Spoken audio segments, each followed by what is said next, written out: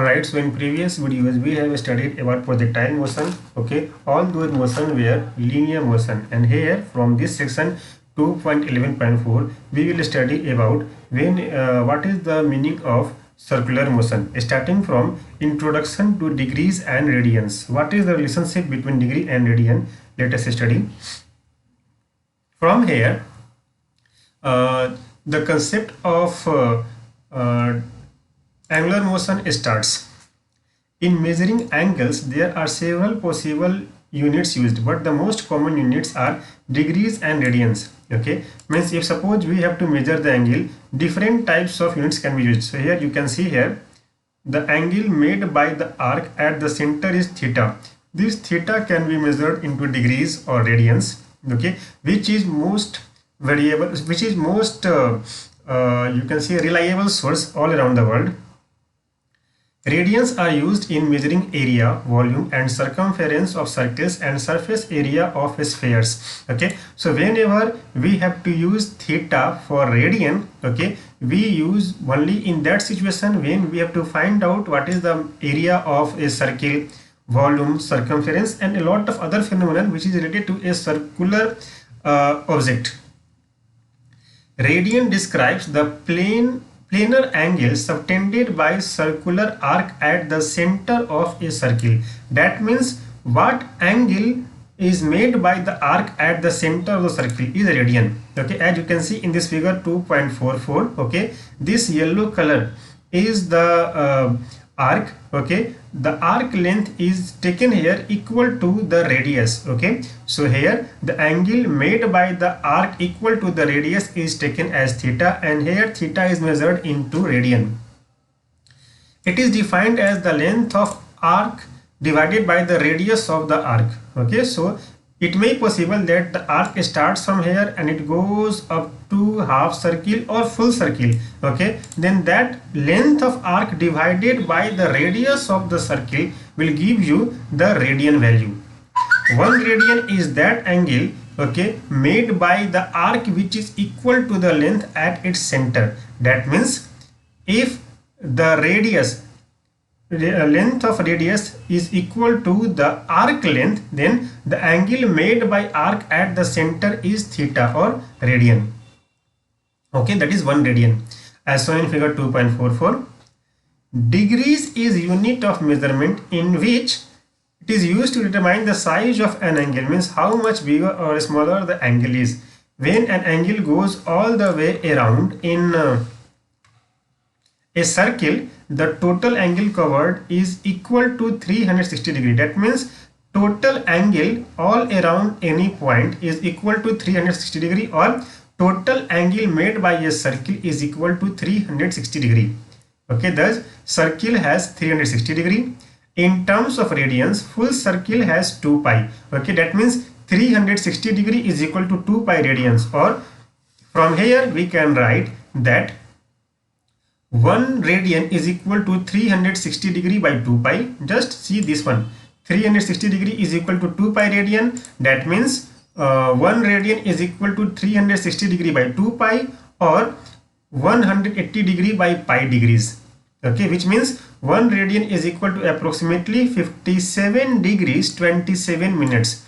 Okay, the example is given here. Calculate the angle theta subtended by 2 adjacent wooden spokes of a block cart wheel as shown in the figure, and express the angle in both the radians. Okay, so here you can see that full angle subtended by the spoke is equal to 2 pi radian.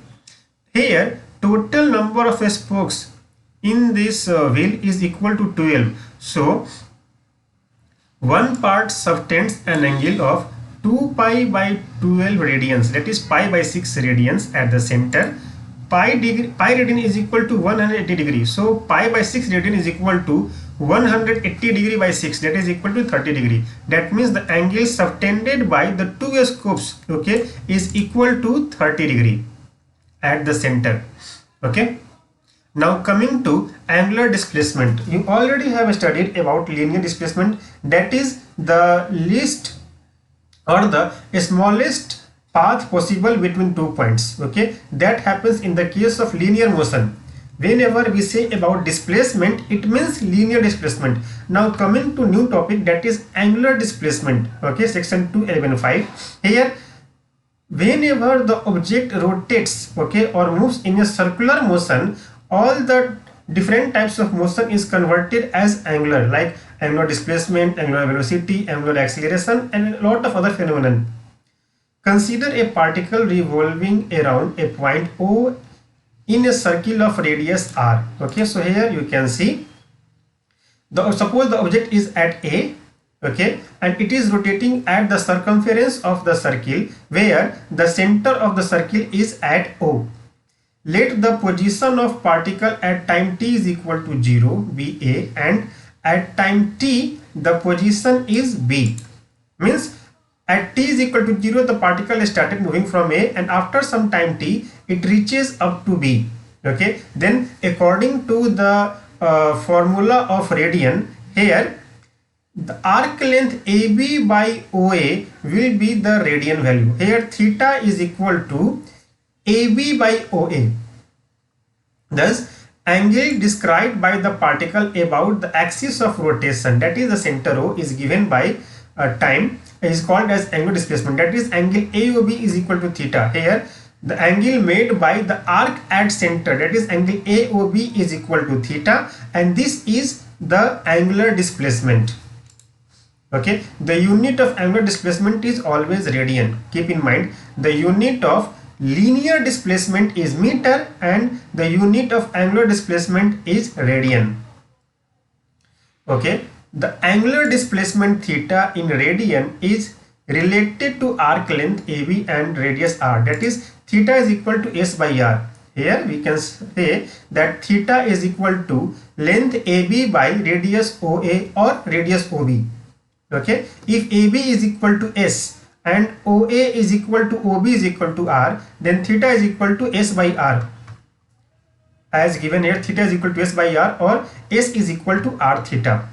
Now coming to angular velocity. In linear motion we have studied that displacement, rate of change of displacement with respect to time is called as velocity. That means in circular motion, angular velocity is defined as rate of change of angular displacement with respect to time. As given here, the rate of change of angular displacement is called angular velocity. That is its symbol is vector omega. Here W means omega. Okay, and a vector sign is given here. That means it is a vector quantity. It will have a direction. If theta is the angular displacement in time t, then angular velocity omega is said as omega is equal to del theta by del t, where del t tends to 0. That is equal to d theta by dt. The correct way to read this equation is omega is equal to limit del theta by del t, where del t tends to 0. That is equal to d theta by dt. Now here the question comes is, if angular velocity is a vector quantity, that means where will be its direction? What will be its direction? Okay, so for this you have to just memorize the cross product. Okay, we know very well. Okay, let me increase the size of the screen. You know very well that if suppose two vectors are there, vector A and vector B, okay, then vector A cross vector B will be a vector quantity. It is such a way that suppose this is vector A and this is vector B, okay, keep your right hand palm in such a way that it will start from vector A and the fingers curls towards vector B. Then the direction of a stretched thumb gives you the direction of vector A cross vector B. Okay, same thing happens in the case of angular velocity. That is, just turn the fingers in the direction of angular displacement. Okay, then the stretched thumb will give you the direction of angular velocity. Okay, as given in figure 2.46, here the object is moving in anti-clockwise direction. Okay, just like here my fingers are moving. Okay, then this stretched thumb will give you the direction of angular velocity. Okay, that is omega here. Alright, so the unit of angular velocity will be radian per second. Okay, because angular velocity is equal to angular displacement by time, that is theta by t, and so its unit will become radian per second. Okay, and its direction will be perpendicular in upward direction, okay, from the plane of rotation. The direction of angular velocity is along the axis of rotation following the right hand rule as shown in this figure. Now coming to angular acceleration. Acceleration again is a vector quantity. So angular acceleration means a vector quantity. Okay. We know very well in case of linear motion, acceleration is equal to velocity by time. So here angular acceleration will be equal to angular velocity by time. That is, rate of change of angular velocity with respect to time is called as angular acceleration. That is, alpha is equal to d omega by dt. This symbol is called as alpha. Okay, alpha is equal to d omega by dt. The angular acceleration is also a vector quantity which needs not be in the same direction as angular velocity. That means the direction of angular velocity and the direction of angular acceleration may be different. Okay, then there comes tangential acceleration. As the name itself suggests, the acceleration in the direction of a tangent. Tangent means a line drawn perpendicular on the radius at circumference which touches the circumference at only one point. Consider an object moving along a circle of radius r. In a time del t, the object travels an arc distance del s as shown in the figure 2.47. The corresponding angle subtends an angle del theta. Okay, so here a small arc length del s is taken and it makes an angle del theta at the center.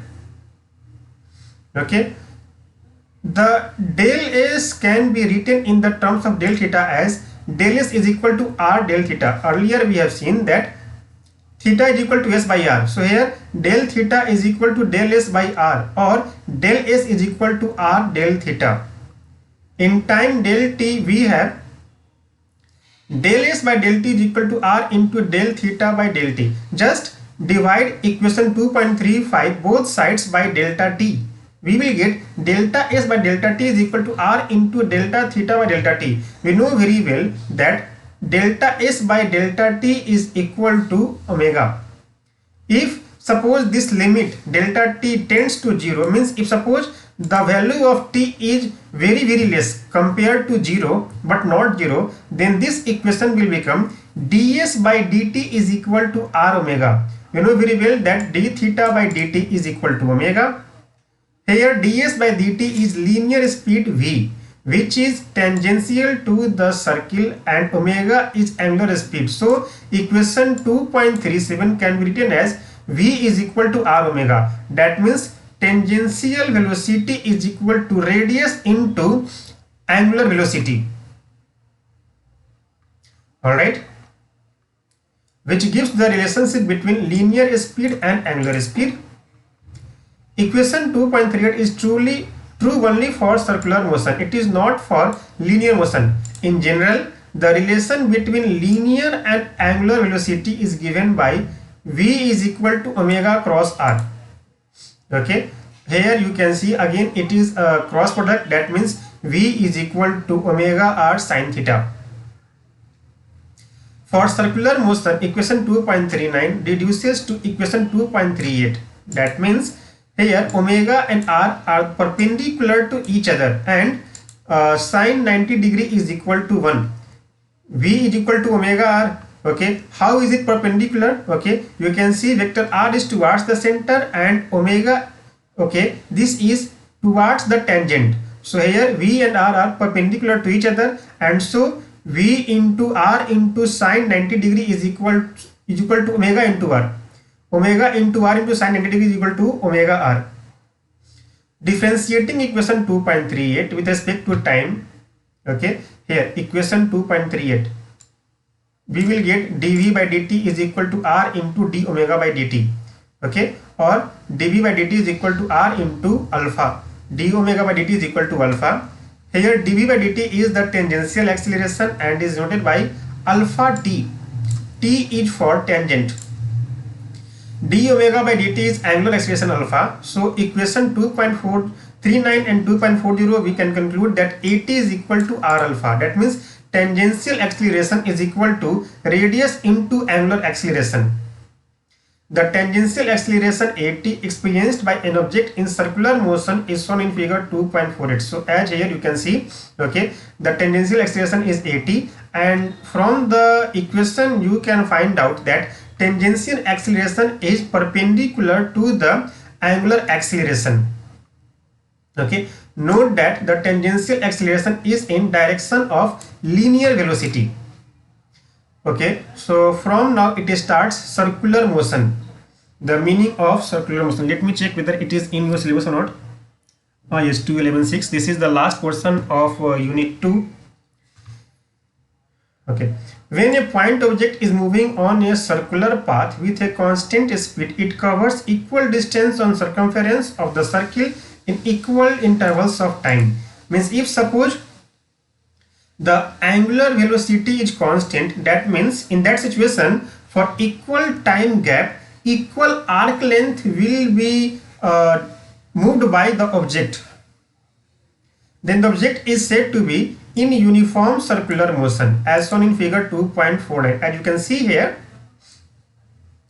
if in equal time gap, equal arc length is covered, in that situation the object is said to be moving in a uniform circular motion. In uniform circular motion, the velocity is always changing but speed remains the same. Okay, here why velocity does change? Okay, change of velocity happens because of two reasons: either the magnitude of velocity changes or the direction of velocity changes. In case of uniform circular motion, the magnitude of velocity remains same but the direction of velocity keep on changing at every instant. That is why here we say that magnitude of the velocity remains constant but the direction keep on changing continuously.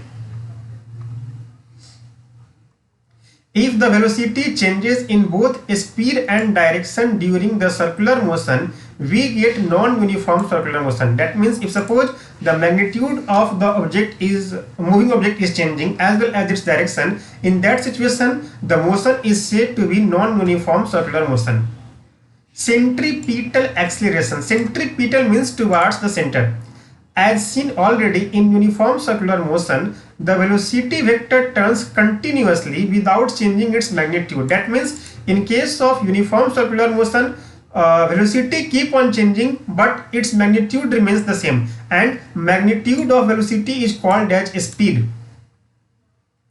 Note that the length of velocity vector is not changed during the motion. As you can see here in this figure 2.50, this blue color arrows, those are the directions and magnitude of linear velocity. Even though the velocity is tangential at every point on the circle, the acceleration is acting towards the center of the circle. Okay, here even though at every point there is a tangent and the direction of tangent will give you the direction of linear velocity. Okay, but the direction of acceleration will always be towards the center. This is called centripetal acceleration. It always points towards the center of the circle as shown in figure 2.51. Okay, as you can see here towards figure 2.51, okay, we have the acceleration acting towards the center in case of a uniform circular motion. In case of non-uniform circular motion, at every instant the direction of the acceleration will be totally different.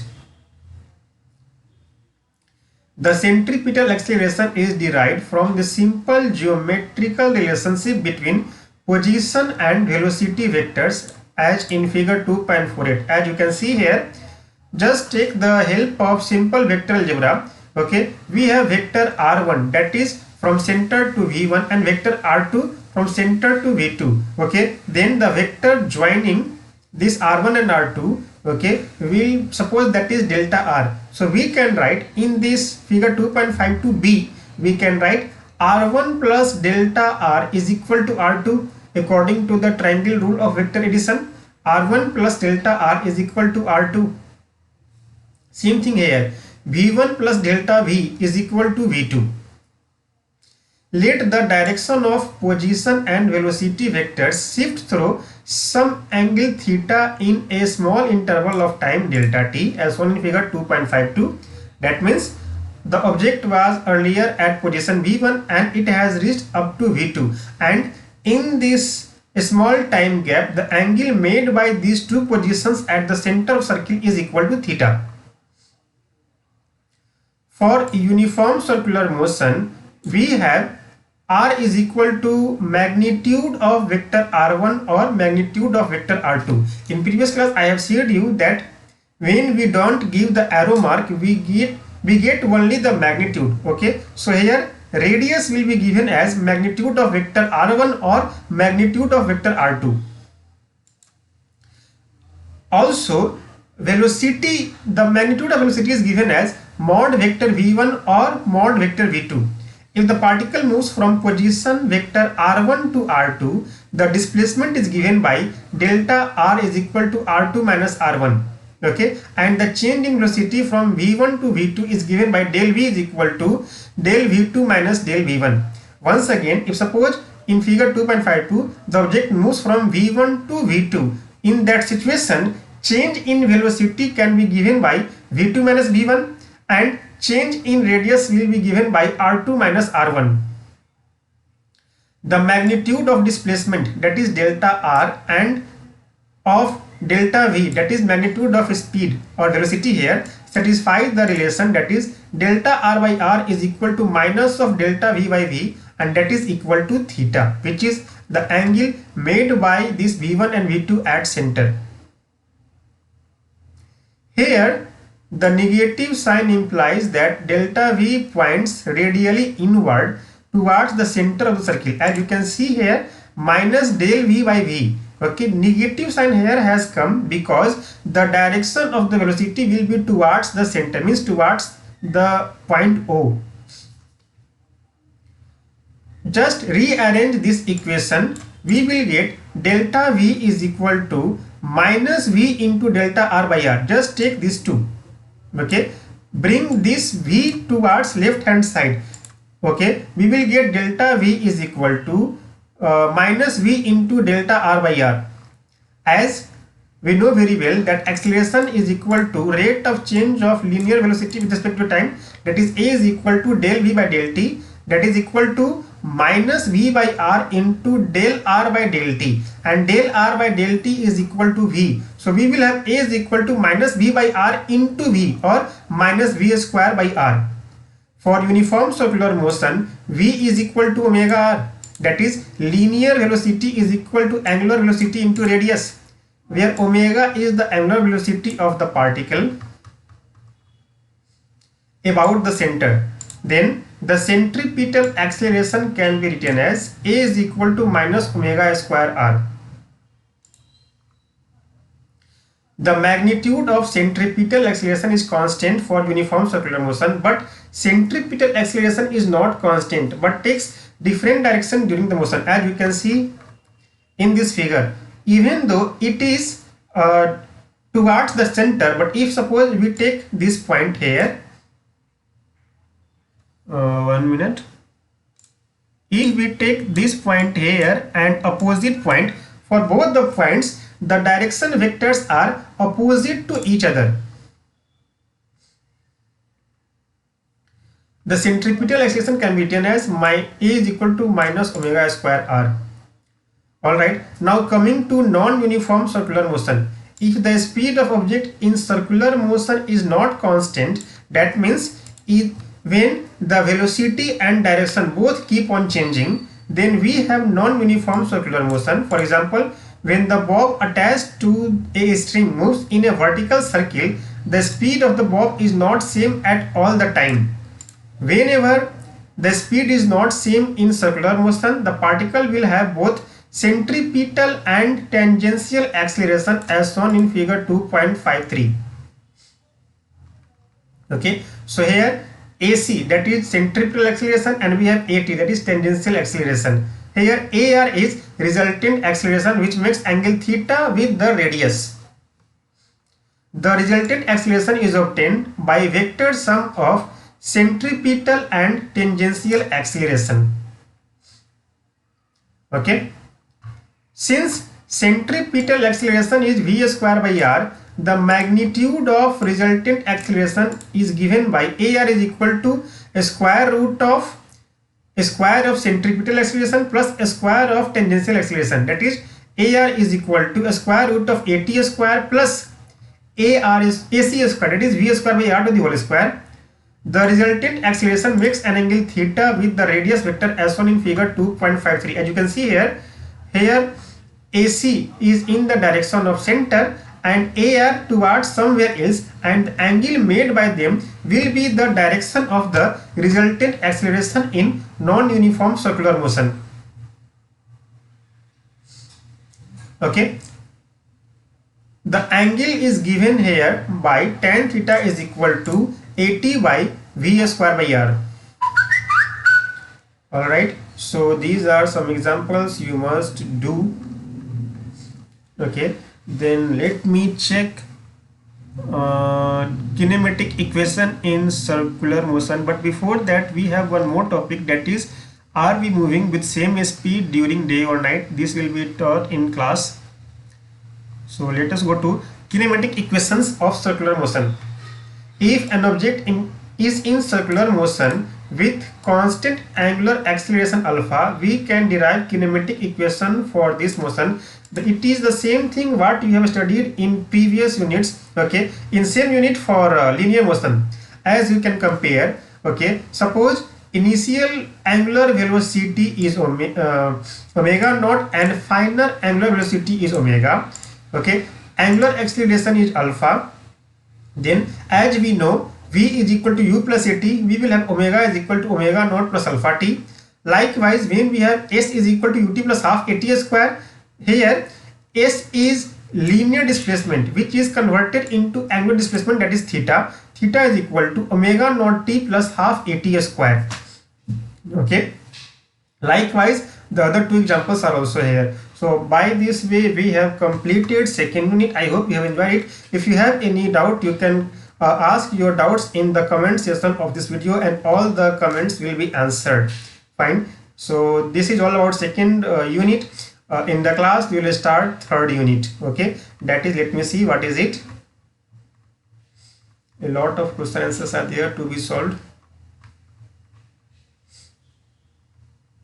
And physics is really very interesting. The only thing is that how much better way you can imagine the things given around you.